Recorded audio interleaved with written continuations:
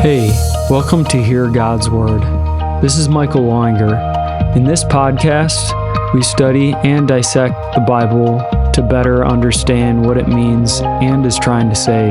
We'll cover theology and dig into the original meaning through language and word studies. We'll even discuss scientific and historical ties, but we'll always come back to the basics. There's so many layers to the Bible, and it's all important.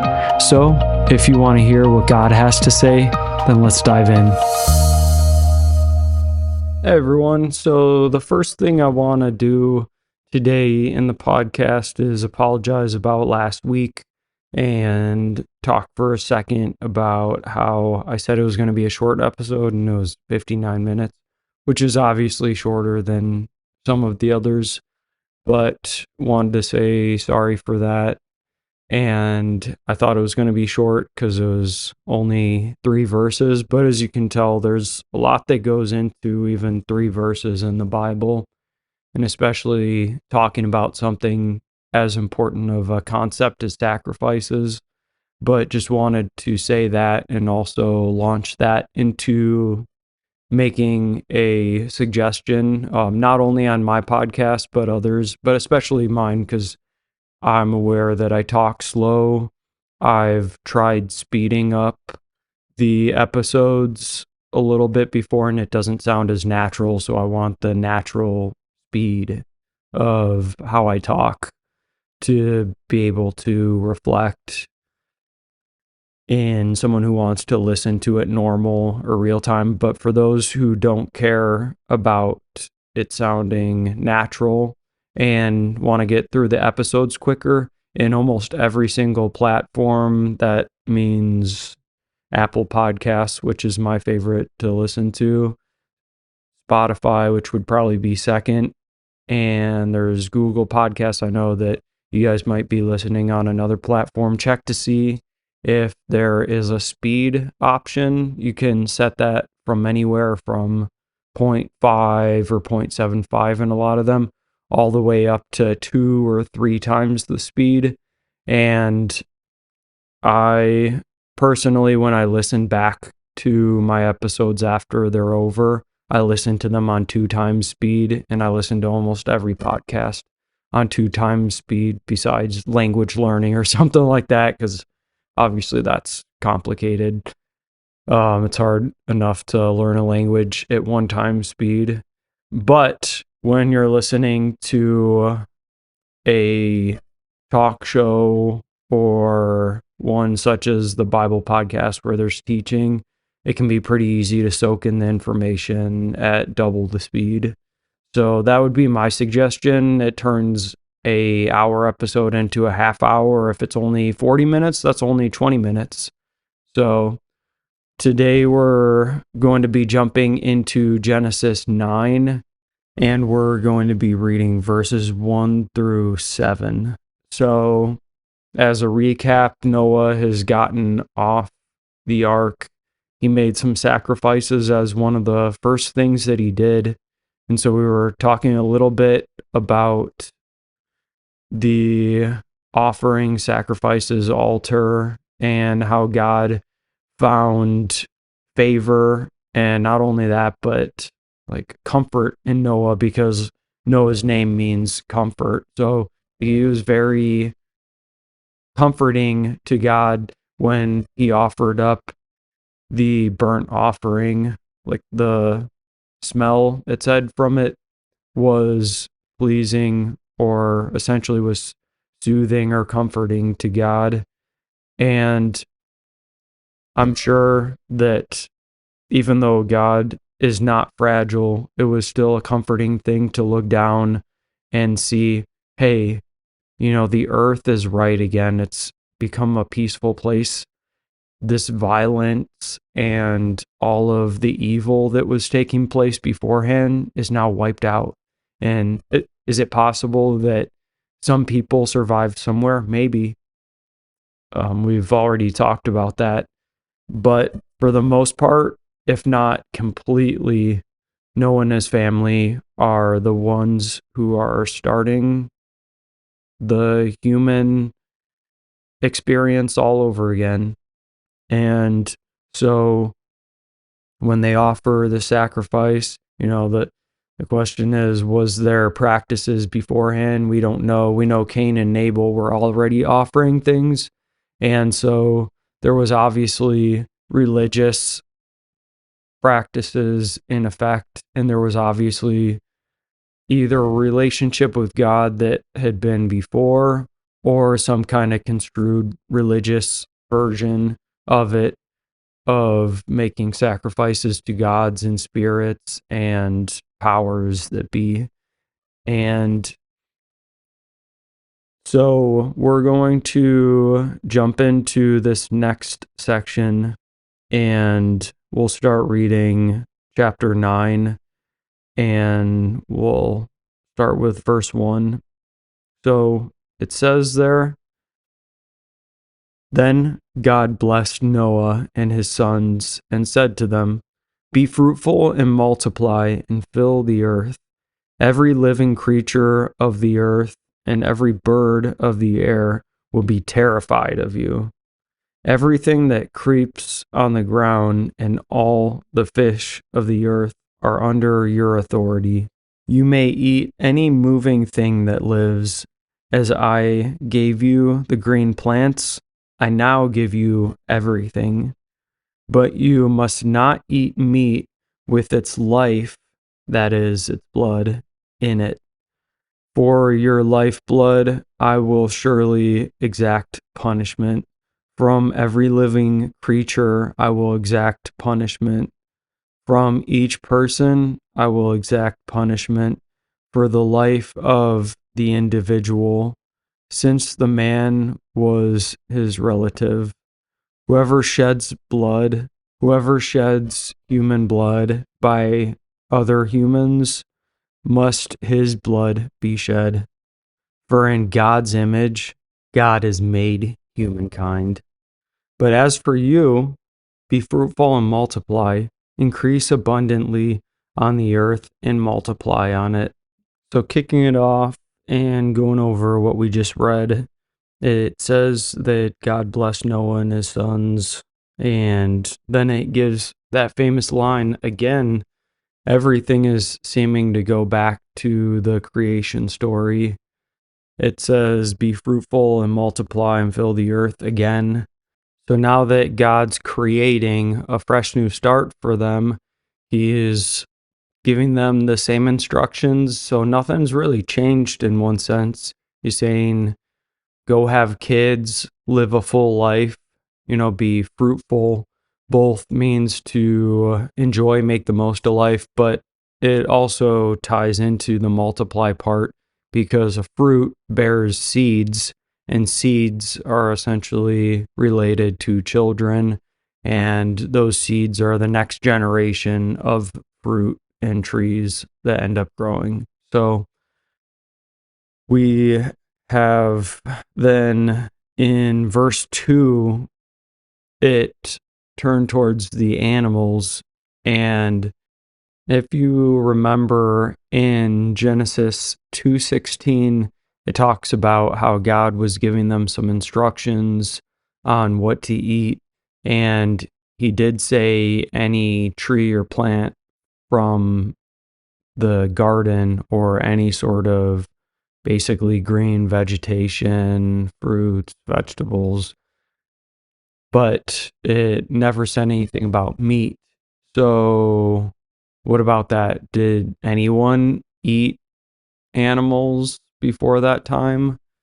So it says here in verse 2 a few things, and then going down into verse 3, it talks about how every animal would fear and terror the humans. And if you look at that even to this day, what animal is not afraid of humans? Obviously, there are a lot that will attack humans, and yet at the same time, even if you look at some of the most dangerous animals, they would actually prefer to avoid humans before approaching. It's only if they're desperate or really hungry that they'll attempt to go after humans. But as soon as a human stands up to an animal, animals many times go running away. And like outside of domesticated animals who have become used to humans, most animals, even when you try and be friendly to them, are terrified and frightened and have horror at the sight of seeing human beings. And so there's these little hints back to the way that God made things, or it's possible that either A, they're making some statements about things that have always been, and it's making a connection to man because humans are, supposed to manage the earth, they're supposed to govern. That means they're on the top, and of course, they're to be feared both in a good and a scary way. So, animals, even if we're talking, predators out in, if you take, for example, the Jungle Book, where there's this little kid human who many are afraid of, and even some animals that you would think would have no right to have to be scared, especially of a child human. They don't know any better. They see humans. They also associate things like fire. As soon as you light up a torch and hold it towards an animal, it becomes afraid. Or a lot of the technology that we have, you shoot a gun. In my home, we have a cat. He's not afraid of me, but as soon as I get a vacuum out and start running after him, he's terrified. So the things that humans create terror in animals. And if you look, we're basically able to hunt any sort of animal. We can hunt the largest of mammals, including like elephants and giraffes if people wanted to. We could even and have hunted things like whales. And so we're a fearsome species here on this earth, but we're in a different category. We're not just animals. We're creatures, but we're not animals. And there's definitely a distinction that God draws in the sand. And it gets drawn out even further because that's a fair question. Are we animals, especially for someone who doesn't necessarily come to the table with the stance that God created humans like him? So we're going to end up reiterating over that in a minute. But we have in verse 2 it talking about them being terrified, both animals on the land, but even in the sky. So people hunt birds, and if there was not so many laws disallowing people from shooting down other things in the sky, we'd probably be hunting even more birds in the sky. It mentions again the fish. And then when we jump into verse 3, this is where it talks about the food. It says, "You may eat from any moving thing that lives. As I gave you the green plants, I now give you everything." And that's inferring essentially animals are now on the menu for humans. So did any human eat animals before? Were there possibly people who even were cannibals or just regular carnivores and meat eaters before the flood? I think it's possible. Yet at the same time, we don't have any clear okay or thumbs up from God on his part before this. So despite whatever happened and came before. It's basically the first time that God is giving the okay on being able to eat meat.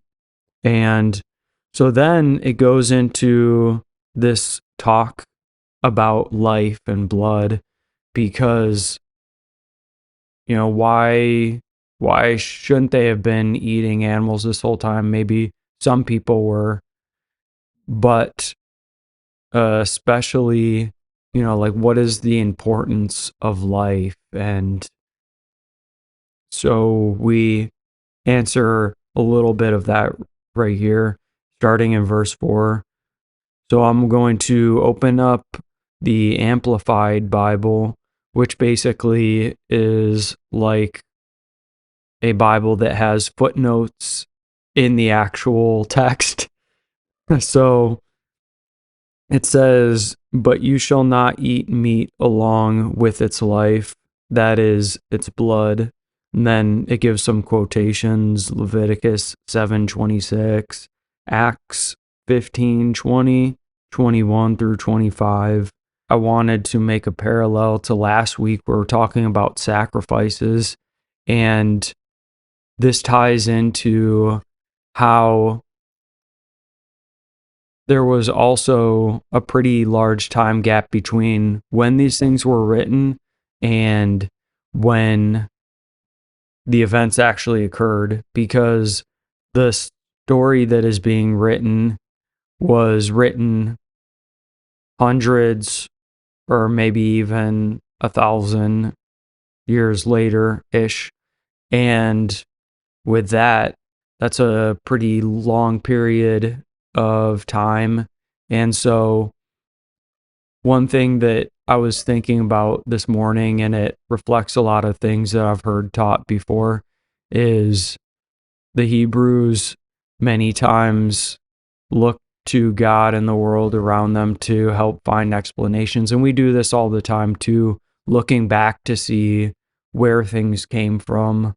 So when they know that there's a story relating to sacrifices and they have the creation story, they're weaving all of these things together and saying, like, oh, sacrifices, God creating humans in his image, there's blood inside of us. It basically dictates whether or not you're dead or alive, because if you bleed out, you're going to die.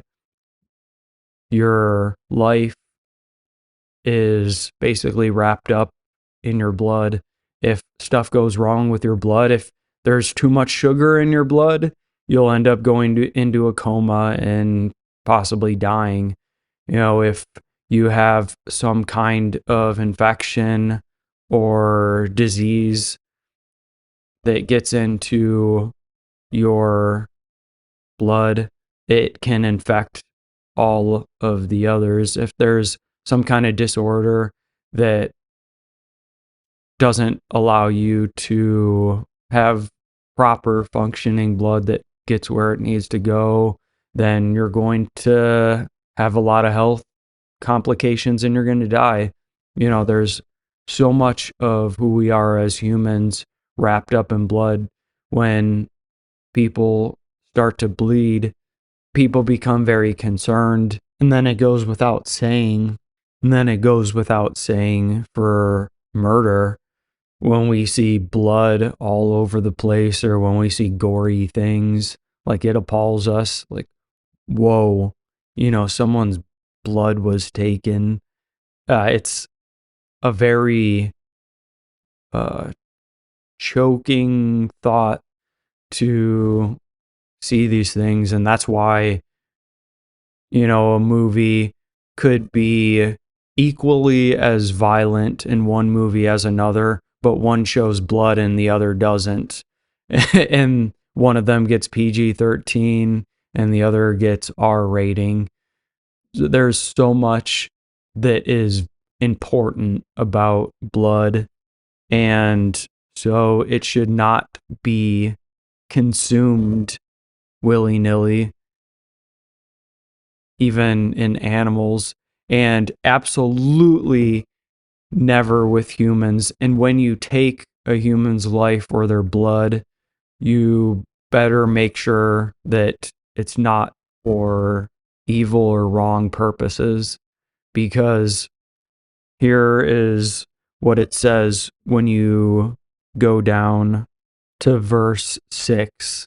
It says that whoever sheds man's blood, and then it has in brackets unlawfully by man, and then as in parentheses judicial government, which I don't know if that's actually a good interpretation to have in there, because there was not government at the time of Noah since they were restarting. There were no cities at this moment in time, even though there would be again very soon to come. But it says, by man shall his blood be shed.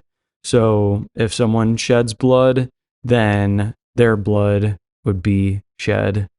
And in one sense, this is fair, and maybe we would actually benefit nowadays from doing things this way. But when someone murders someone or multiple people and they're not going to change their ways, honestly, God is saying that it's lawful and right, and that person should have his blood shed. Like, just think about Cain. Like, he should have had to die because of what he did to his brother. And it's dangerous to have someone running around the streets who thinks it's okay to end people's lives. And that's why God has tried teaching us the value of our fellow humans, because he made them in his image, just as he made you in his image. And if there's someone thinking that they have the right to exert themselves and their life and their blood over other people, then that person is sadly mistaken, because all people are created in God's image and like him. And when you kill someone, you are insulting God. You are insulting the ground that he made you from, because just like in the story of Cain, God heard Abel, Cain's brother's blood crying out from the ground. And that's a crazy thought, the fact that someone thinks it's okay to take another man's life or blood. I mean, even when I think about it, it makes me cringe anytime I think about the fact of murder. When you hear another case of it here where I live in a city called Rockford, we have so many news reports about people being killed, and I know it's even worse in other parts of our country and our world. But man, it's really sad and it's bad hearing about all these things, especially when you become so used to it. Like, they had become used to death and violence and taking other people's blood when the time before the flood was occurring, it talked about all of this corruption and violence, and who knows what kind of sick, nasty stuff that they were doing. There's not even any sort of record of it in the Bible, besides the fact that it had gotten so bad that it seems like this is being written to address the problem that was happening before, because he wants to make sure this new generation doesn't end up in the same exact boat right away. And, it's going to take, a few generations, but we're in some ways mirroring a lot of those trends. And the thing that concerns me is people's sexuality, people's thoughts about other people and the value of their life, secret knowledge and witchcraft and sorcery and magic and all of these things. on an increase, the new age that is promoting a lot of similar things that the serpent presented to the humans at the very beginning in the garden. Like, we're on a dangerous path. So we talked about eating things, but then we talked about how basically everything is good for food now. So they don't seem to have the tree of the knowledge of good and evil, because obviously that was gone from access right after they left the garden. But, meat never was an option seemingly on God's table. And there's some people out there who say there absolutely couldn't have been because it doesn't say it in the Bible.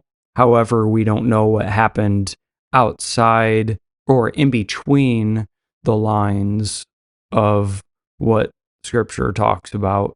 And so I would just warn anyone who, many people like to use the term fundamentalist.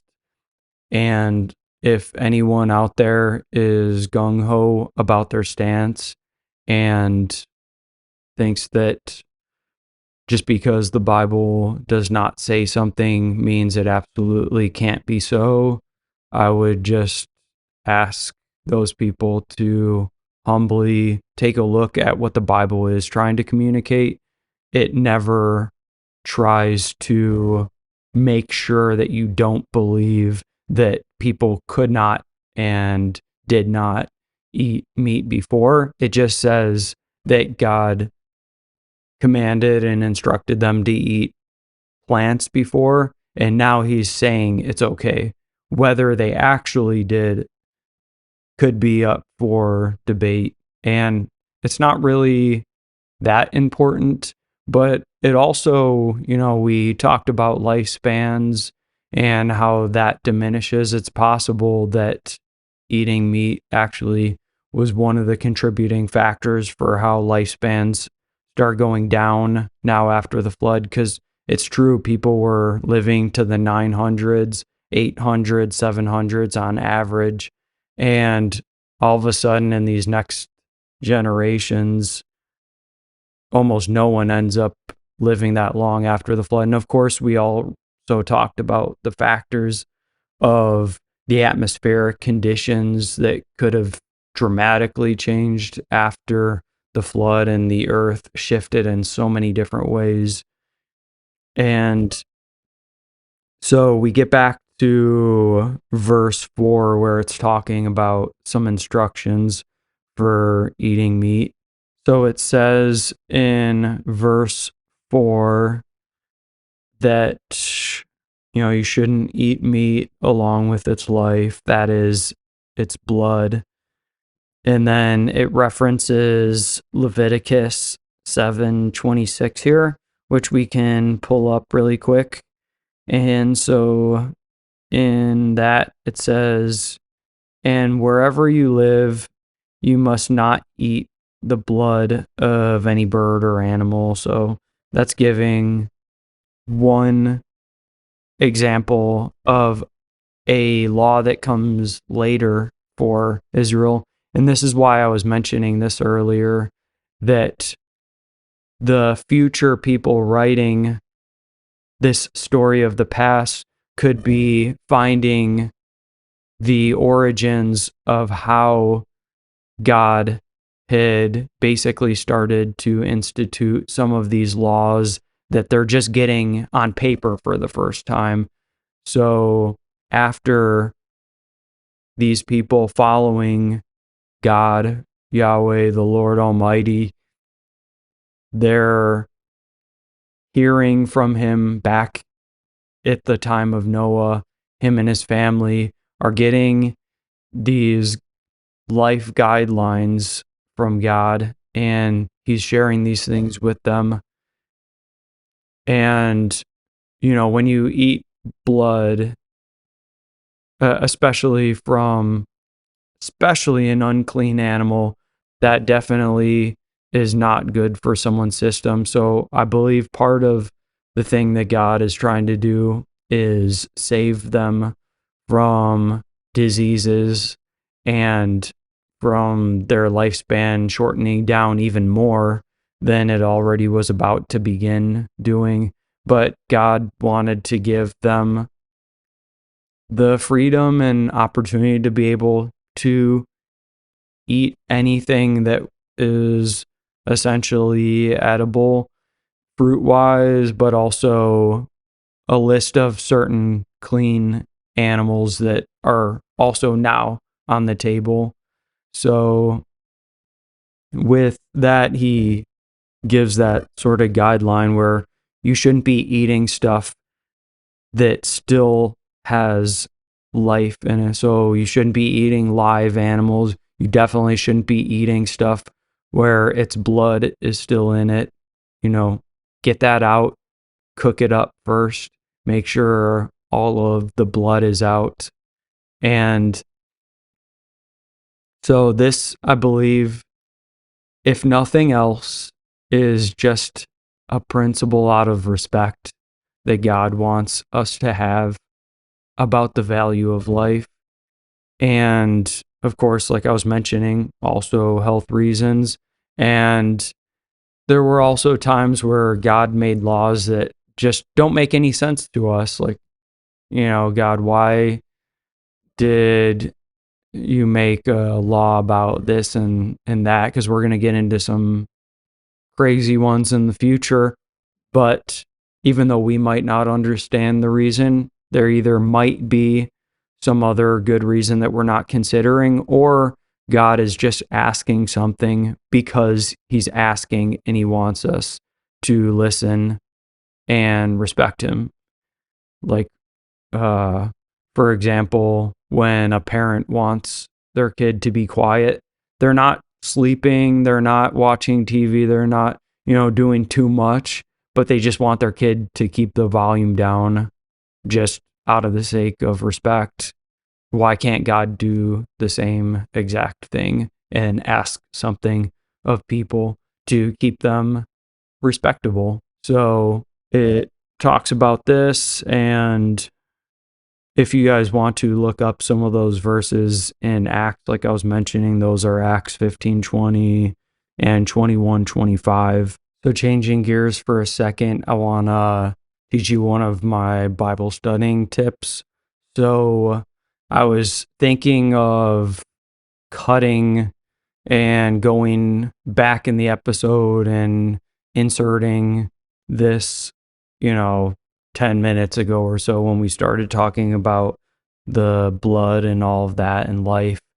And so I wanted to go over verse 4 since I was looking back at it and trying to see what the Hebrew had to say and how it can speak an extra layer to us.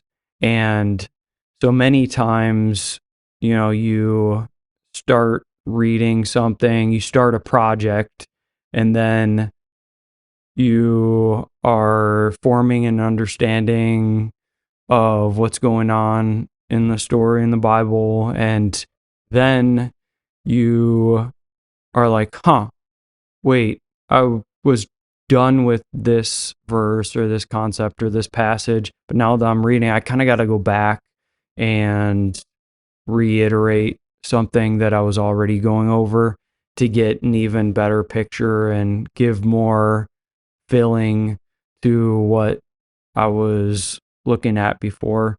So back in verse 4, where we were talking about all this concept of life and blood and all that stuff, it says essentially in Hebrew, but flesh with its life, blood, not you shall eat. So if you break that down, basically God is saying when there's flesh that still has life and blood in it, you shouldn't eat it. So flesh is used in a few different places in the creation story. It's used of the people being made and formed by God. And it's also used in the sense where God put the man and woman together for a union when their two bodies or fleshes come together then that is a powerful thing. And so God cares about our flesh because he made us fleshes, like us people, and he created all flesh, all animals, all things that have a container that has breath in it. And when you have that, you have a life or a soul, because then you have something with a throat that's taking in air. And so God values this because he is spirit, and he put his in everything that has the capacity to be able to live.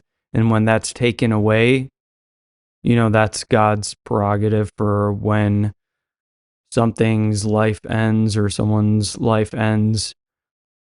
But when someone takes it away and they don't have the authority or the okay from God, then that's not okay. But if, let's say, someone put someone else's life to end, they deserve to die. Like as I was talking about there, they're going to, as it goes on to say here in verse 5, for your lifeblood I will most certainly require an accounting.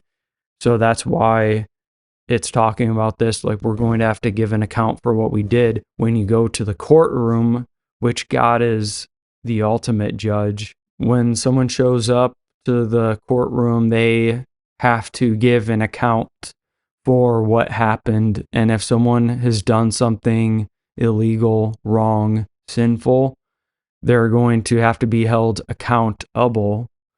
And so here you see the justice side of God, that God doesn't want a bunch of murderers ruling the earth, especially when it was the whole world. Noah was probably pretty protected by God, and he probably had a lot of street smarts and strategies for whatever that would have been back at that time, because it seems clear that he's lucky that he didn't get killed during the time frame of building the ark, and the fact that he stayed out of people's ways, and it didn't say anything about him being mocked to the point where he gave up the project of building the ark.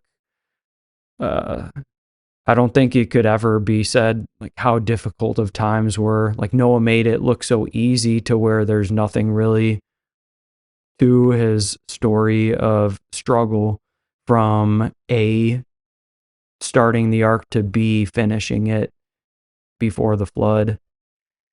And so, with that, we go back to how it talks about in verse 5 how from a man. And so now going back over this concept again at the end of verse 5 in the Amplified still, it says, and from man, from every man's brother, and then in parentheses, that is anyone who murders, I will require the life of man. And then it has another quotation you can look up in Exodus 21, 28, and 9. But here it goes to show that someone who committed murder for an unjust cause, killed someone, that when they're taking the life that God made, that it wasn't theirs to take, that God is okay with that person being shut down and having their life taken. Things could possibly be a lot more fair, and we could see potentially a lot less crime if a fairer version of the death penalty was actually used more often. And Yet on the flip side, you also see the story of Cain. He's the prime example of this, but he gets away with not having to be punished in at least any sort of way that we would say is real punishment. Oh yeah, he got punished and boo-hoo, he's a hobo or homeless, and he's got to work a little harder on the ground and all, but that's better than prison or the death penalty. It's nothing compared to what some people have had to go through. But at the same time, we missed the purpose there. God did still deal with Cain, and Cain is still going to have to answer to God one day if he hasn't already. Yet here you see exactly how God is all things good. He is all for the full extent of justice, and he's all for the full extent of mercy and grace. And so we could obviously talk more about that, but we also want to stay on topic for what we're talking about in this passage. I could go back and preach a sermon just about that, but that's not the point of this podcast, although those messages naturally come.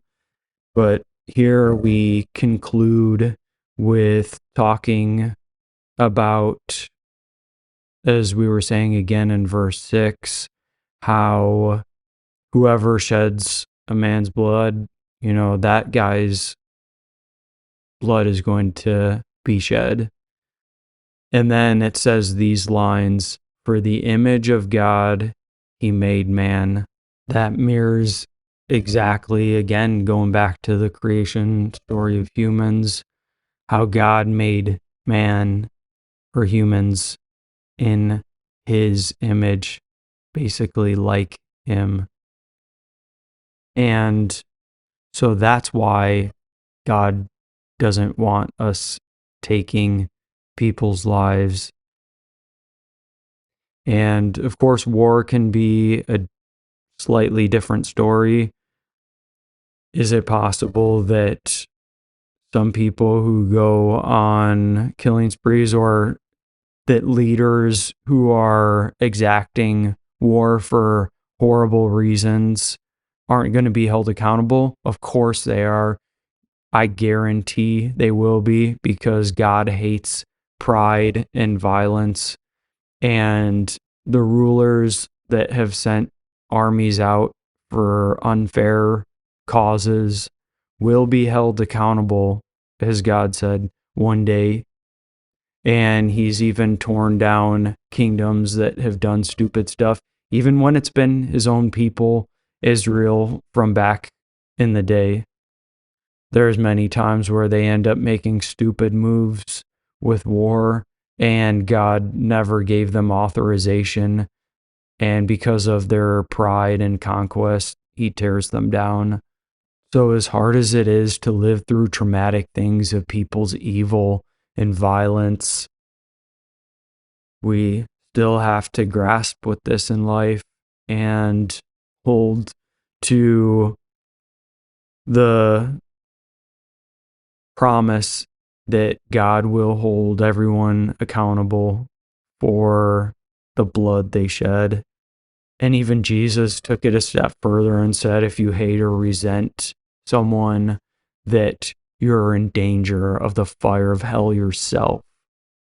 And so if you are dealing with hate and resentment and grudges towards someone, and you haven't let those things go, then God wants you to deal with those things immediately, because basically you're committing murder in your mind in advance. And if those thoughts go further, that's how people become insane, crazy, and do stuff they said they would never do. No one wakes up one day and is like, I find murder compelling and interesting and so beneficial for society now. I've become so much more thoughtful of a person. And I think, it would be a good thing for me to kill this and that person, or I'm going to join the military just so I can blow a bunch of people's heads off for fun, or I'm going to become a ruler so that, I can suppress people and send a bunch of other people to do a bunch of killing for me. Obviously, it goes without saying that that has happened to so many people, but they don't wake up thinking that. And that's why I'm saying, if you think you have your thoughts together, but you are harboring resentments and hate towards certain people, then it's time to let that go. Because that's what happened with Cain. God warned him, hey, deal with your thoughts about your brother. He was simply frowning at the time. So when we're upset about something with someone and God says, or you feel something inside yourself and your heart that is telling you should let stuff go, that's God trying to prompt you to release it, let it go, forgive. Literally, the word forgive means to let go of and to send away. And you can see in Cain's situation, simply making an excuse to keep a frown turned into murder. And that goes to show how powerful something small and evil can turn into something completely disgusting that can ruin lives.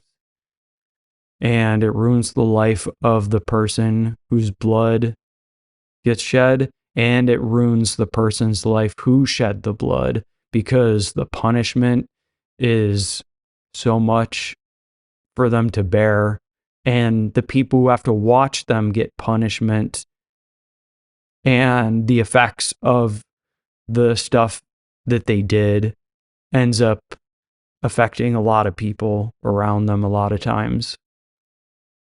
So God's trying to set up a good precedent, and he's trying to say, hey, value now that you can eat meat, even with animals, just don't eat their blood, because like just as with humans, animals also obviously have blood. So don't indulge in that stuff. Just make sure it's out. Really simple, even though it can take a little extra time to prepare. And then it wraps up in verse 7, at least for what we're reading today, with it reiterating, as for you, be fruitful, multiply, populate the earth abundantly, and multiply on it. And so, since they're starting from scratch, obviously they got to start this thing all over again and do that. There's going to be times and places and generations, certain groups of people who have more or less people, and that's perfectly fine with God, as long as we're not giving into the narrative that, we have to control the birth rate of the population because, it's going to get out of control, and we're going to have to put forced mandates on people or kill babies because of it. Sadly, that's something that's happening in my generation, in my country, off the charts. And God is going to require an account one day for everyone doing that. And God also has plenty of mercy to go around, not free grace where he won't hold people accountable, but mercy to where he's still giving everyone who's committing things against him a chance to be able to keep on living life because he loves everyone. And there's one last thing that I had put in my notes a few years ago when reading this passage, and that's that murder is wrong because God made people to resemble him. And because we're in his resemblance, not only should we resemble him on a appearance level, but also character level. And that's what really separates animals from humans, because humans are able to govern the entire world. We already are. No animal can even dream of contesting. We're in a different category, and God expects more of us as humans than he does of animals, because we are not animals. We're creatures, as I mentioned. But the more that we just go with the narrative of we don't have a creator, it means we can essentially do whatever we want, because our stardust Mother Earth, mommy and daddy don't really have a will or conscience, or haven't, taught us any morals other than do whatever you think is good. Like, that's essentially the lesson I think that any of us could take. Oh, let random happen, and whatever, you feel, since that's what a lot of people like doing, go ahead and do it. But obviously, if we do murder, it's wrong, and everyone knows that, and that's because I think everyone deep down has something in them that can at least realize that God is their creator, and that God Almighty does love and care about us and life and this world that he made. And so I think that's a great place to leave off on, because in the next episode, we're going to talk about God's covenant and extension of that to humanity. Hey, I'm so glad you guys could join for today's podcast. I hope things clicked for you and that you're able to better understand God's word. Jesus said, "Whoever has ears to hear, let them hear." So keep on listening to what God has to say, and I'll see you guys next time. God bless.